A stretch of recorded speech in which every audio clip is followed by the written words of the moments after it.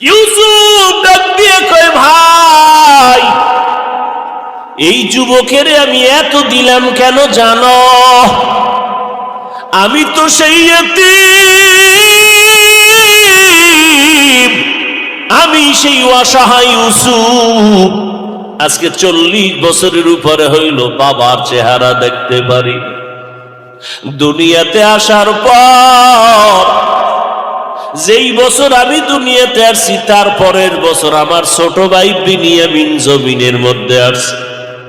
আমার আম্মা জান একই বছরের আগামাথায় 2 বাচ্চা দেওয়াতে আমার আম্মা জান দুনিয়া থেকে বিদায় হয়ে গেল। মা বলিয়া ডাক দেওয়ার কেউ নাই। আব্বা জান আমারে বড় আদর করতেন, রাতের বেলা পাশে নিয়ে ঘুমাইতেন। মাঝে মাঝে খালা আমারে আদর করছে, কিন্তু আমার 10 ভাইয়ের ভিতরে হিংসার জন্ম হলো, সহ্য করতে পারল না। আমার ভাইয়ার আমার বাবাকে উল্টা পাল্টা বুঝাইয়া খেলার বাহানা কইরা আমারে নিয়ে গেল। আমার বাবায় দরজা দিয়া তাকাইয়া আছে, আমার ইউসুফেরে তোরা কই নিয়ে যাও। আমারে বাইরাই না, আমার বাবার নজরের যখন আড়াল হয়ে জঙ্গলে ঢুকলো, এইবার আমারে ভাইরা মারধর শুরু করলো। এক ভাই মারার পরে আর এক ভাই কয় তুই মার, এইভাবে মারতেছে আর বলে এখন তোরে কোন বাবায় ফিরাবে। আমি কান্না করে বলছি, ভাই আমার কি দোষ বলো, আমি তো তোমাদের বিরুদ্ধে কিছু বলি না। এইভাবে মারতে মারতে আমার বড় ভাই ইহুদা ও বলে আর মারিস না, সহ্য করতে পারি না। কারণ বড় ভাই ছোট ভাইয়ের প্রতি কলিজা ভাঙ্গা মোহাব্বত, এইটা যদি ছোট ভাইরা বুঝতো কোনোদিন বড় ভাইয়ের সাথে বেয়াদবি করত না।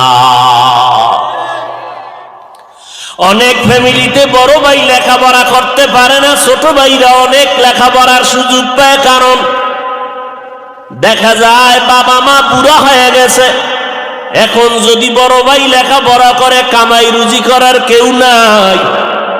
বড় ভাই কয় না বাবা তুমি কষ্ট করিও না, আমি কামাই রুজি করি, লেখাপড়া বেশি করা লাগবে না, আমার ছোট ভাইরে পড়াই। এইবার বড় ভাই কামাই কইরা বাবারেও খাওয়ায়, মায়েরে খাওয়ায়, ছোট ভাইয়ের লেখাপড়ার খরচ দেয়। কিন্তু নিমখারাম ছোট ভাই লেখাপড়া কইরা চাকরি নিয়া টাকা পয়সা নিয়ে কত ঈদের আনন্দে বাড়ি যায়, মার্কেট করে, বড় ভাইয়ের খোঁজ নেয় না। ইউসুফ নবী বলতেছেন, আমারে কুয়ার মধ্যে যখন ফেলে দিল, আমার শরীরের পোশাক খুলতেছে, রশি লাগাইতেছে, তখন আমার কেউ নাই, অন্ধকার কূপের ভিতরে, জঙ্গলের ভেতর। যেই কূপের পানি বড় নাপাক, সাপ বিচ্ছুর গর্ত। আমার ভাইয়ের আমার জামা কাপড় খুলিয়া এরপরে যখন রশিতে বেঁধে কূপের মধ্যে ফালায়, কি নিচে যাওয়ার পরে উপর দিয়ে রশিটা কেটে ফেলল।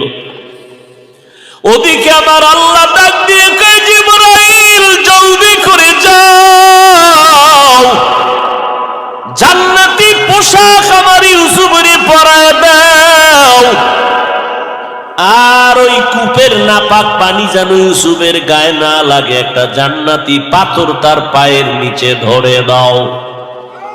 ইউসুফ নবী বলে, আমি নিচে গিয়ে একটা পাথরের উপরে দাঁড়াইলাম, জান্নাতি পোশাক গায়ে পরলাম। ওখান থেকে আমার ভাইরা চলে গেল, কিন্তু কেউ আমার খবর নেয় না। অন্ধকার কূপ, কিন্তু আল্লাহর কুদরত, আমি ইউসুফের আমার মাওলা এত সৌন্দর্য দান করছে। অন্ধকার দিয়ে চলতে কোনো বাতি লাগে না, ইউসুফের চেহারায় আলোকিত হয়ে যায়। অন্ধকার খুব আলো হয়ে গেল আমার চেহারায়, কিন্তু আমারে ফালাইয়া বাইরা চলে গেল, খবর নাই। এখন আমি কেমনি উঠবো? ওখানে বসে আছি, চোখের পানি সারি আমার বাবায় না জানি বেহুশ হয়ে গেল। কিন্তু আমার বড় ভাই মাঝে মাঝে আইসে একটু তাকায় তাকায় খবর নেয়ার কথা বল, আমার জন্য রশি দিয়া নাস্তা দেয় আর বলে ভাই কাঁদিস না, আমি গোপনে আসছি, ওরা যদি জানে আমারে মেরে ফেলবে। কারণ আমি বড় ভাই, সহ্য করতে পারি না ছোট ভাইয়ের কষ্ট। যত দ্বন্দ্বই থাকুক না কেন রে বাবা, ছোট ভাই বড় ভাইয়ের খবর নেয় না, জিগায় না। কিন্তু যদি বড় ভাই হঠাৎ রাত্র কাঁচা ঘুমের মধ্যে কেউ টেলিফোন করে তোমার বাইরে চৌরাস্তা আটকাইছে, বড় ভাই ঘুম বাদ দিয়া মঞ্জুরে একটা দৌড় দেয়। বড় ভাই গিয়া হাত বাড়ায় কয় খবরদার আমার ছোট ভাইরে মারিস না, পারলে তোরা আমাকে মার, আমার ছোট ভাইরে আঘাত করবি না, আমাকে মার, আমার ছোট ভাইরে আমি মানুষ বানাইতে কষ্ট কম করি নাই। যতই দ্বন্দ্ব থাক তবে আমার চোখের সামনে আমার ভাইরে আঘাত করবি মেনে নিতে পারবো না। ওখান থেকে ইউসুফের বিক্রি করা হলো, মিশরে পাঠায় দিল। ইউসুফ নবী চোখের পানি ছিঁড়ে কাঁদেন।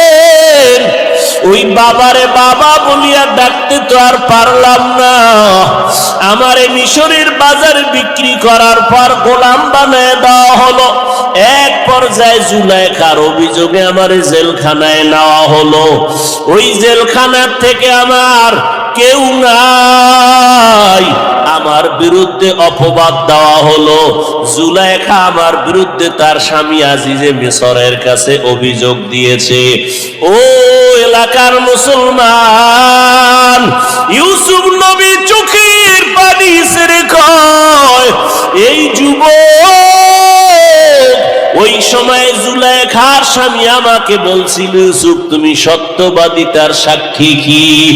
ওই সময় একটা মহিলা কোলের মধ্যে বাচ্চা নিয়ে যাইতেছিল, আমার মাওলা আমার কলবের মধ্যে এলকা করে দিয়েছিলেন।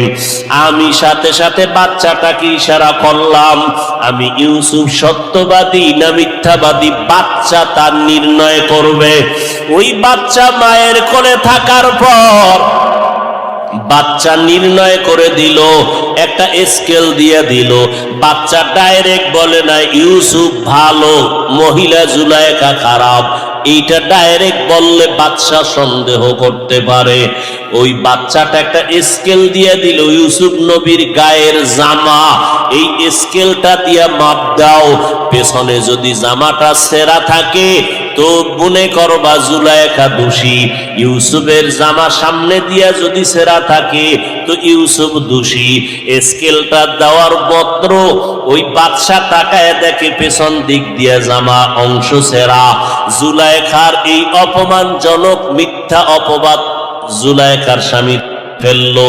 এইবার ইউসুফ নবী বলেন, ও দুনিয়ার মানুষেরা, এই যুবকটারে আমি এত পরিমাণ দিলাম, কারণটা কি? এই তো সেই যুবক যেই যুবক ওই মায়ের কোলে আমার পক্ষে সত্য সাক্ষী দিছিল। ওই দিন আমার প্রতি পবিত্রতার বর্ণনা করেছে, ওই দিনের সেই বাচ্চা আজকের এই যুবক। ইউসুফ নবী জানায় দিলেন, ও দুনিয়ার মানুষ দেখো, ওই বাচ্চাটার সেই সময়ের মোহাব্বত আমার সাথে থাকার কারণে আজকে সে পার পেয়ে গেল। কোনো মাপ নাই, খানার কোনো মাপজোপ নাই। আল্লাহ কয় বান্দা নজর কর, কসাসুল আউয়ালিন মাওয়াইজুল আখিরিন, অতীতের ইতিহাস পরবর্তীদের জন্য উপদেশ। ইউসুফ নবীর সাথে সেই সময়ের মোহাব্বতের কারণে এখন তার প্রয়োজন মিটে গেল মাপ ছাড়া।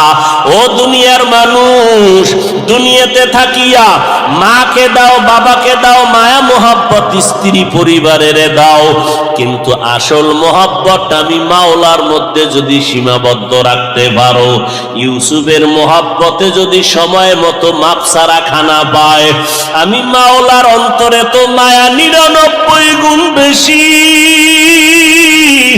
ও বান্দা, তুমি দুনিয়াতে থাকিয়া যদি আমার মোহাব্বত নিয়ে কবরের মৌতের বিছানায় শুয়া যাইতে পারো, আমি আল্লাহ তোমার কবর জান্নাত বানায় দিব।